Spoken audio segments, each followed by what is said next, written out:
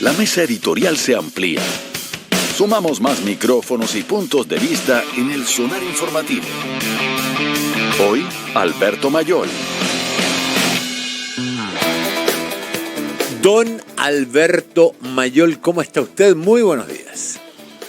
Buenos días, Rafa. Qué gusto escucharlo. Todavía por acá, es cierto, ¿no? Sí. Muy bien, muy bien. ¿Qué te parece la evolución de lo que fue el robo del Ministerio de Desarrollo Social al robo en reparticiones públicas? Ya la cosa es básicamente una operación de más alto nivel, si es que es una operación. Sí. O un fenómeno más triste. También puede ser. Nunca es triste, la verdad, lo que no tiene decía remedio. Habían cosas que son tristes, pero no dan pena. Entonces, a ver, yo creo que esto ha tenido 3 etapas de momento. La primera etapa fue muy complicada para el gobierno. Que fue la etapa, en el fondo, por decirlo así, robos, aliado a la sospecha de la vinculación de esto con el ocultamiento de información. ¿Ya? El tema de computadores que se pierden, que se roban, que desaparecen, que se botan, justo en tiempos de investigaciones, no es algo nuevo, ni en Chile ni en el mundo. No son pocos los casos donde hay situaciones de esa naturaleza. Entonces, esa sospecha, sin estar fundada, porque no tenía ningún antecedente, lo que sí generaba una sospecha generalizada en la opinión pública y la sensación entonces de que esto era una especie de segunda etapa de un esquema de funcionamiento que simplemente pasaba a una etapa más delincuencial, ya no solo de infracciones normativas, sino que ya directamente delincuencial. Esa primera etapa fue muy corrosiva para el gobierno, muy dura, porque plantea una discusión en el ámbito moral, y la verdad es que esa discusión el gobierno no la logró controlar nunca desde el punto de vista de sus jugadores, o sea, principales, y la capacidad para poder entonces el propio Jackson salió a decir que era muy sospechoso, con lo cual le echó más leña al fuego. Claro, pero hubo un milagro. A veces en política pasa muchísimo esto. Tu mejor amigo es, sin quererlo, tu enemigo. Y pasó que la UDI se pasó. Alguien dijo, tengo una idea genial. Aprovechemos el momento, tengo una idea genial. Digamos lo mismo que me dijo el taxista en la mañana, pero de manera oficial. Entonces, esa fue la conducta. ¿Sí? La gente está convencida de esto y por tanto aprovechemos la oportunidad. Y atacaron. Y obviamente fue un gran error, porque incluso dentro de los códigos políticos, de que los ataques políticos están fuera de la discusión legal, fuera de la demanda, qué sé yo, más allá de esos códigos de camarín, se habían pasado demasiado, y obviamente podía haber una situación legal compleja para ellos. Y por tanto salieron a decir que la redacción, le faltó decir que le habían pedido la redacción al chat GPT y no había funcionado. Entonces, y ese momento fue muy bueno para el gobierno, porque le permitió revertir esto. Es una clase de situaciones de crisis donde estás muy mal y una jugada incorrecta del enemigo te puede abrir campo y te puede incluso hacer avanzar hasta el triunfo. Es cuando Alejandro Magno ve el espacio entre las filas que defendían al rey Darío, se mete y llega hasta el Palacio Real. Exactamente. Y bien visto, requiere que haya alguien que se dé cuenta que efectivamente que hay un camino. Pero claro, llega llegamos a un punto en el cual aparece un tercer momento. Y el tercer momento es la multiplicación de los robos. Claro, el momento bíblico, la multiplicación de los panes, de los peces. Claro. A ver, es que la multiplicación de los robos tiene dos caras y las dos son o entre malas o muy malas para el gobierno. Uno, la multiplicación, bueno, y para la policía. Hay una que también es mala para la policía. Primero, que bueno, es bastante evidente que después de un ataque como esto, lo normal es que los protocolos se rigidicen tanto hasta el absurdo y que sencillamente sea imposible robar algo así. Eso se entiende, ¿no? Una de las razones por las cuales normalmente los delincuentes tienen el tino de no atacar a las más altas élites, no asaltar. Es porque el garrote siempre les cae con fuerza, o debería ser así. Claro. Entonces es lógico, o sea, tiene todo el sentido. Si alguien hace algo distinto es porque no conoce su negocio. O porque es tan fácil que sale gratis. Claro, pero resulta que viene un segundo problema. O sea, primero, él no está siendo capaz de mantener protocolos básicos a sabiendas de que ya habían fallado y por tanto se revela un cierto nivel de incompetencia. Y esto afecta al gobierno y afecta a las policías. Y afecta a las empresas de seguridad que no sé, porque en este momento, en las condiciones actuales, si uno asume que esto es simplemente un robo, las empresas de seguridad como que, no sé, deberían pagar por estar ahí, o sea, como, no. Entonces, pero viene una segunda dimensión, que es, y también es parte de la discusión política al menos, y dado los niveles de sospecha de la ciudadanía, es posible que rápidamente se transforme en un tema general, que es la idea de, bueno, siguen robando en distintas partes porque tienen que parar todas aquellas pruebas, eventualmente tienen que detenerlas en la puerta antes de que esas pruebas lleguen a la fiscalía, a la policía.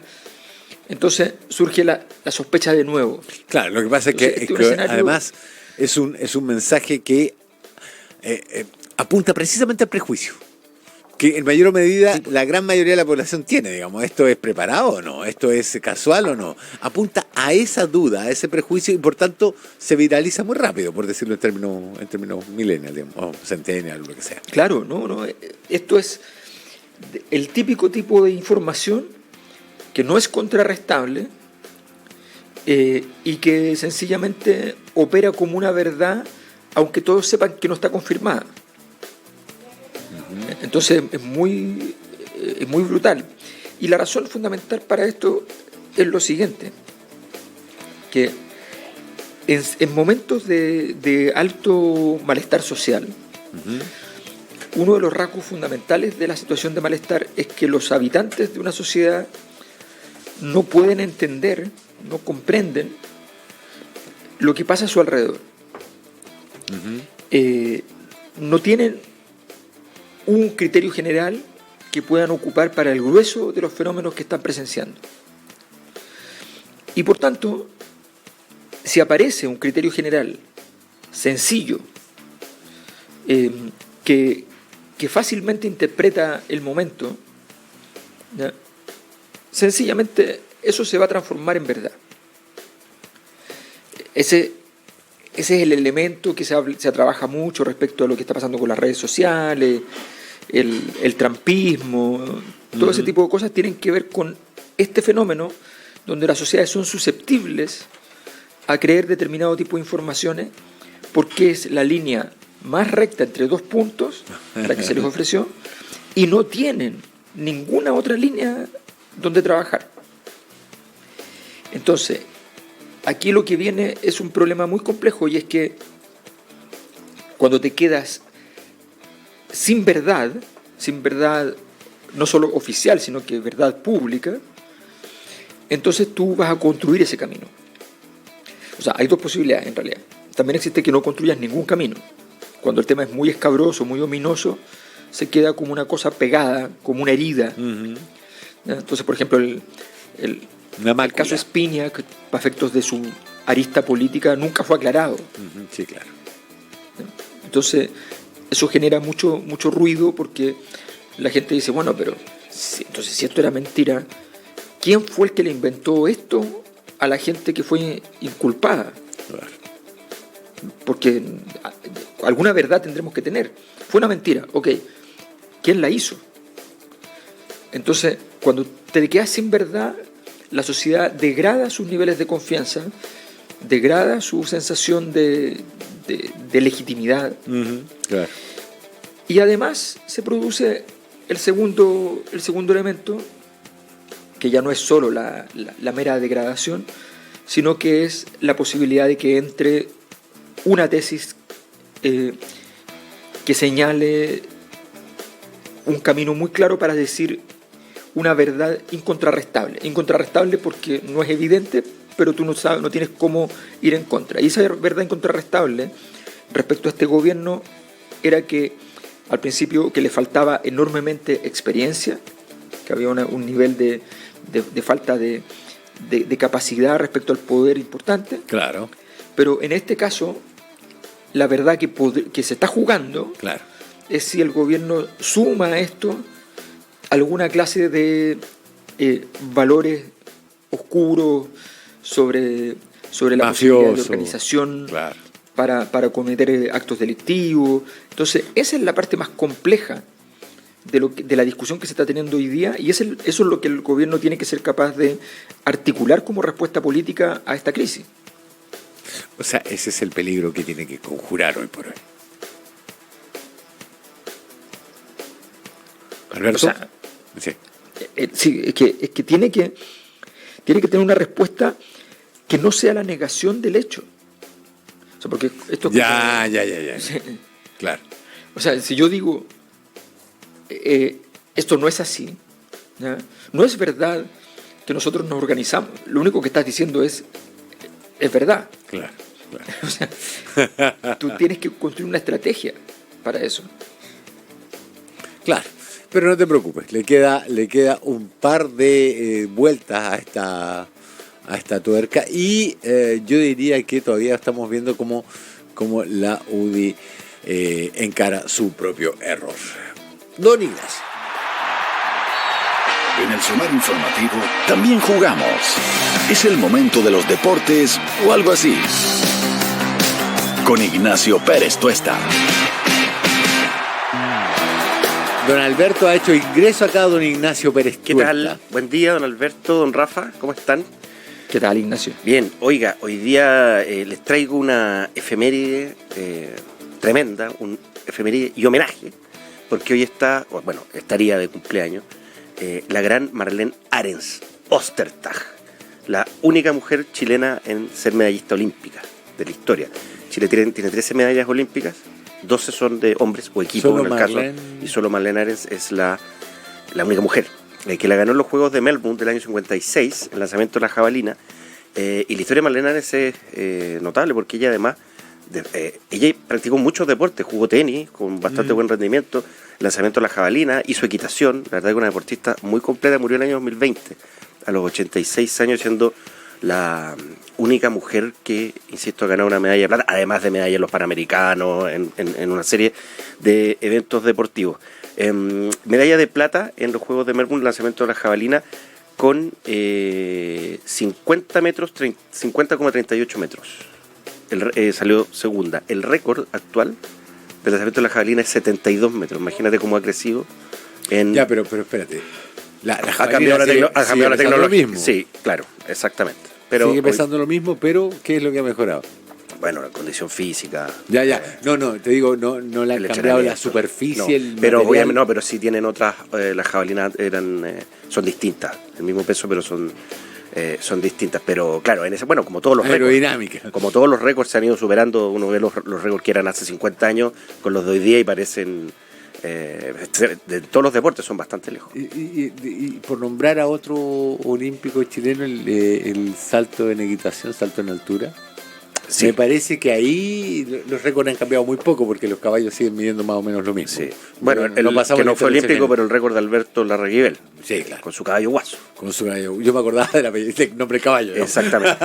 Que ese récord que todavía no ha sido batido. Sí, po. Ese récord mundial que no ha sido batido. Bueno, y Marlene Arens fue la única mujer de esa delegación de los Juegos Olímpicos del año 56. Y fue la abanderada. Y para los Panamericanos del año 95, o sea, imagínense todo el tiempo que había pasado entre el 56, compitió Marlene Arens en los Panamericanos del 95 en adiestramiento de caballo, no equitación. Claro. Ella ya tenía 60 y algo de años, y me da a creer que se emocionó cuando la nominaron, con toda la trayectoria que tenía, y Sí. Canal 13 le hizo una nota, y escuchemos la emoción de Marlene Arens al ser nominada abanderada de los Panamericanos del 95. Y esto de ser abanderada del equipo chileno, al igual que en Melbourne, ¿cómo lo toma? Lo tomo como un honor muy grande,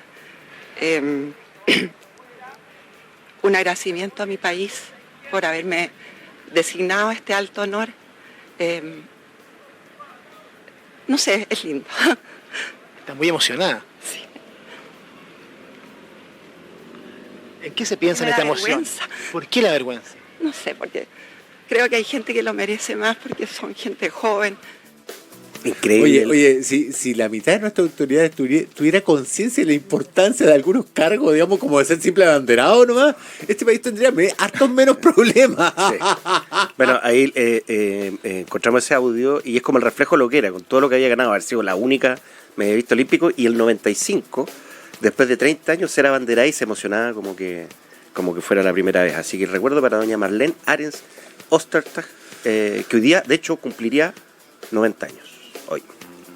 Ya. Hay ¿Tú que decir qué opinas? una cosa muy cortita. Ella terminó su carrera. Sonar saca la voz y la escuchamos en el Sonar Informativo. Alberto, antes de ir con la respuesta que nos decías. Sí, no, les decía que ella terminó su carrera por un problema contra un dirigente del Koch, que lo denunció por acoso sexual, Sí. y él la suspendió en la siguiente Olimpiada. El año 60 no fue, justamente a ella y a otras, Oye. porque ella denunció acoso sexual contra ella y otras deportistas y la sacaron. Así es. La solución del caso fue sacarla a la Exacto, denunciante, el año como tantas 60. veces se ha hecho en Chile. El año 60. Así es. Uy, qué horror. Muy bien. Don Alberto Mayor, don Ignacio Pérez Tuesta, gracias a ambos. La República de las Letras en vivo. Para dar inicio a un ciclo de lectura sobre los 50 años del golpe militar, este espacio clásico de Radio Universidad de Chile se presentará en un programa abierto para todo público el próximo lunes 31 de julio a las 19 horas en Sala Máster, Miguel Claro 509, Providencia. En la ocasión, Omar Serrás, Patricio López, Alberto Mayol y Antonella Esteves comentarán la novela Primavera con una esquina rota de Mario Benedetti, escrita en 1982. La actividad contará con la participación del actor del Teatro Ictus Roberto Poblete en las lecturas y del maestro Romilio Orellana en la guitarra. Ya lo saben, abierta a todo público la República de las Letras en vivo este próximo lunes 31 de julio a las 19 horas en Sala Máster de Radio Universidad de Chile.